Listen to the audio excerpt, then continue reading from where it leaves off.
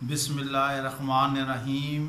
आप देख रहे हैं अबलाग टीवी और मैं हूं आपका अपना होस्ट उज़ैर अहमद ख़ान। आज हम आपको बताएंगे कि तहरीक इंसाफ में भी कुछ दरारें आना शुरू हो गई हैं। कुछ साबका वज़ीर का जो है जिन्हें वजारत से हटा दिया गया था उनका कुछ मूड जो है वो आफ सा नज़र आता है और वो कुछ नून लीग के भी हक़ में बयान दे रहे हैं। कुछ वज़ीर आज़म पर भी उन्होंने बैनुस्सुतूर बिटवीन द लाइन तनकीद की है। वो कौन से मिनिस्टर हैं साबका और उन्होंने क्या कहा है। अगर अभी तक आपने अबलाग चैनल को सब्सक्राइब नहीं किया तो प्लीज़ इसे सब्सक्राइब कीजिएगा और बेल आइकन दबाना न भूलें ताकि आपको बर वक्त खबरें मिलती रहें और तज्ज़िये आप सुनते रहें। हम बात कर रहे थे कि तहरीक इंसाफ में भी कुछ दरारें पड़ रही हैं। साबिक़ वज़ीर ख़ज़ाना पाकिस्तान तहरीक इंसाफ के असद उमर, जिन्हें हुकूमत में आने से कबल ही इमरान खान ने अपना शैडो वज़ीर ख़ज़ाना कहा था और उन्हें कहा था कि उनमें बेतहाशा सलाहियतें हैं और वो मुल्क को माशी बहरान से निकालेंगे। लेकिन शायद वक्त ने कुछ और फैसला किया। चूँकि कप्तान माहिर है यू टर्न लेने में, इसलिए उसने जहाँ और वजारतें तब्दील की वहाँ पर असद उमर को भी वजारत से फारिग कर दिया गया और उन पर इल्ज़ाम ये आया कि वो मुल्क को माशी तौर पर माशी बहरान से निकालने में नाकाम रहे। गुज़िश्ता रोज़ जब वो एक तकरीब में ख़िताब कर रहे थे तो उन्होंने वाज़े तौर पर कहा कि ये जो डॉलर और रुपए की कदर में जो कमी और इजाफा और बढ़ोतरी जो होता है, इसमें इसहाक डार को मोरद इल्ज़ाम ठहराना कुछ दुरुस्त नहीं है। तमाम हुक्मरान इसी तरह करते हैं। फिर साथ उन्होंने ये भी कहा कि IMF के पास जाने के बाद हुकूमत के मसाइल और मुश्किलात में इजाफा हो रहा है। मैंने कप्तान को समझाया था कि IMF के पास जाने से ये मसाइल और क्या क्या चीज़ें होंगी, लेकिन उन्होंने कहा कि मैं रिस्क लेने का आदी हूँ। और फिर FPR ने भी कहा कि हम एक खुशहाल पाकिस्तान की जानिब जो है गामजन होना चाहते हैं। इस वजह से अब वो IMF के पास गए। लेकिन असद उमर की बात में जो है बहुत ज़्यादा वज़न है। काफ़ी हद तक बात दुरुस्त है कि IMF के जाने के बाद जिस तरह मुल्क में बेतहाशा अंधाधुंध महंगाई हुई है और अभी तक कोई रुकावट नहीं है। अजीब सा ये नया पाकिस्तान है जहाँ पर 12 से 15 रुपए का नान है और 12 रुपए की पतीली रोटी है। इस वक्त खाना खाए अगर कोई मजदूर होटल से तो वो भी उसकी दिहाड़ी में से तकरीबन आधे पैसा जो है वो खाने में चला जाता है। वो बच्चों को तो कुछ खिला ही नहीं सकता। और बाकी बात जो रह गई, ये हुकूमत कहती है कि इसहाक डार ने मईशत को तबाह किया। इसहाक डार नहीं बल्कि इसहाक डॉलर कहते हैं। आज असद उमर ने उन्हें भी क्लियरेंस का सर्टिफिकेट दे दिया है। इदारे चूँकि हुकूमत के काबू में नहीं हैं, वो चल नहीं रहे हैं। हमारे ज़राए ने ये बताया है कि शब्बर जैदी की चैम्बर ऑफ कॉमर्स जो सियालकोट वाले थे उनसे मुलाकात हुई, वहाँ पर तल्ख कलामी हुई और कुछ मामला जो है वो गड़बड़ हो गए, बल्कि पॉइंट ऑफ नो रिटर्न पर हो गए। वहाँ से ताजरों ने कहा कि जैदी साहब आप खुद ही टैक्स इकट्ठा करें, अगर इस तरह की सहूलियात हमें नहीं दे पाते तो हम जो है टैक्स में ताउन करने से आपसे मजबूर है।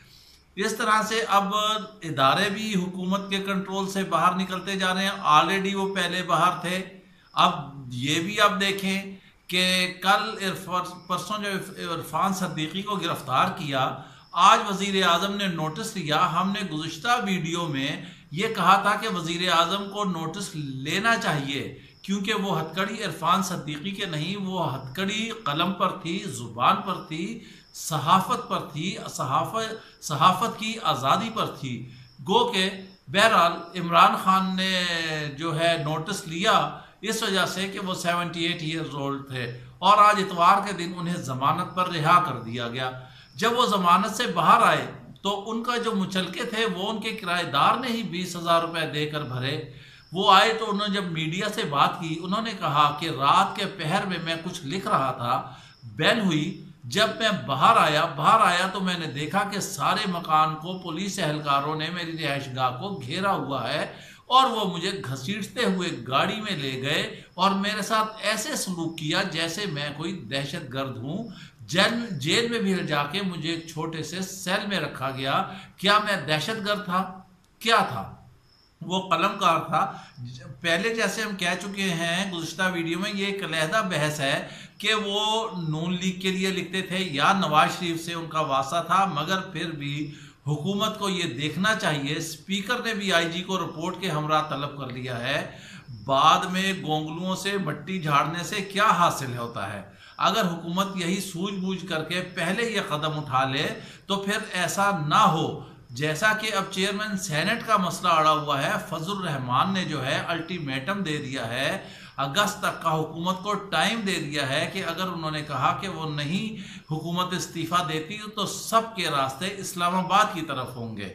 मगर चूंकि ये सियासत है, यहाँ हर आदमी अपनी अपनी गेम करता है। उधर से नून लीग और पीपल्स पार्टी ने मजहबी एतबार से JIUF का साथ देने से इनकार कर दिया है और उन्होंने कहा कि मुल्क में नामूसे रिसालत का ऐसा कोई मसला पेश नहीं है, कानून और आइन में चीज़ें तय है। इस सिलसिले में अगर मुजाहरा किया JIUF ने तो पीपल्स पार्टी और नून लीग ने उस एहतजाज में शिरकत से इनकार कर दिया है। इस लिहाज से देखा जाए तो इसकी पहले ही फूक निकल गई है। जो अगस्त का टाइम दिया गया है कि इनमें फूट पड़ गई है और वो जमातें कह रही हैं कि जो रहबर कमेटी ने फैसला किया है उसी के एतबार से वो चलेंगे और उसी पर अमल करेंगे। ये तो है अपोजिशन की टूट फूट, मगर जो तहरीक इंसाफ में भी कुछ नाराज से मेम्बरान लगते हैं उन्हें भी कप्तान को देखना चाहिए। फवाद चौधरी पहले भी कई दफ़ा कह चुके हैं और इस दफ़ा भी उन्होंने शेख रशीद को उस बयान पर आड़े हाथों लिया जो उन्होंने कहा था कि फजल रहमान के पास जाने वालों की खिंचाई हुई है। तो फवाद चौधरी ने क्लियर किया कि वो क़यादत की मर्जी से गए थे और कोई खिंचाई नहीं हुई है। कप्तान साहब, आपका बयान आपका बयानिया, वुज़रा का बयान वुज़रा का बयानिया, मुशीरों के बयान मुशीरों का बयानिया सब मुख्तलिफ हैं। एक मशरिक़ जाता है तो एक मगरिब जाता है, एक शुमाल जाता है तो एक जनूब जाता है। इस तरह आप कैसे हुकूमत के अहदाफ हासिल कर सकेंगे? बड़ा मुश्किल हो जाएगा आपको। आज असद उमर बोले हैं, कल को और लोग भी बोलेंगे और इस तरह ये हुकूमत जो है कुछ से कुछ होती चली जाएगी। आप ख्याल रखें, आप ये देखें कि आपकी हुकूमत के खिलाफ इस वक्त क्या काम हो रहा है और कौन कर रहा है, ये समझने और बूझने की ज़रूरत है। अगर इसी तरह हवा में टामकटोइयाँ और अंधेरे में टामकटोइयाँ मारते रहे तो इसका नुकसान होगा। इसके साथ ही हमें इजाज़त दीजिए, अपना ख्याल रखिएगा। अल्लाह हाफिज़।